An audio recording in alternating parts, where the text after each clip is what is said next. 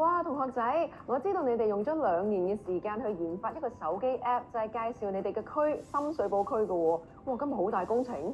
係啊，冇錯。我哋咧首先會進行實地考察啦。我哋去咗深水埗區唔同地方，利用咗360呢個相機去拍攝低而家呢個現況啦。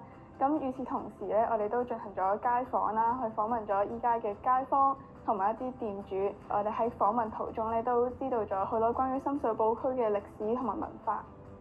咁除咗手機 App 之外咧，我知道仲有一本哇好精美嘅小冊子喎，可唔可以介紹下？咁呢本小冊子咧就係有晒深水埗區入邊啲建築啊，咁我哋打開之後係一個深水埗區嗰啲文化嗰啲地球呢個地圖啦，為咗去掃呢個 QR code 就可以睇翻街坊嗰啲片段啊。咁我哋就整咗一個虛擬嘅社區，有晒我哋去過唔同嘅地方嗰啲歷史建築啊、古蹟啊，就係想等遲啲以後啲人咧睇到呢個 game 之後就原來之前深水埗區係呢啲咁嘅歷史建築啊、文化咁樣嘅。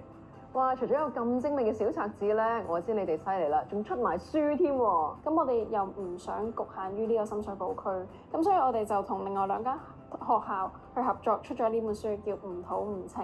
咁都好希望大家睇完之後咧，會去了解多啲全港18區入面唔同嘅一啲歷史建築同埋傳統工藝嘅。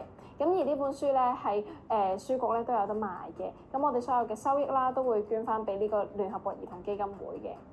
好啦，咁你問下潘 Sir 啦，因為你係帶領住同學仔做咗個咁大嘅 project 喎，中間有冇遇到啲咩困難同埋挑戰咧？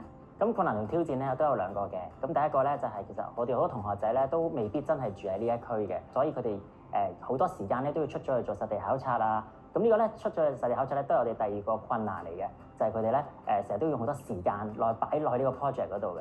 其實我都好欣賞佢哋啦，佢哋好用心，好願意花時間喺我哋呢個計劃嗰度。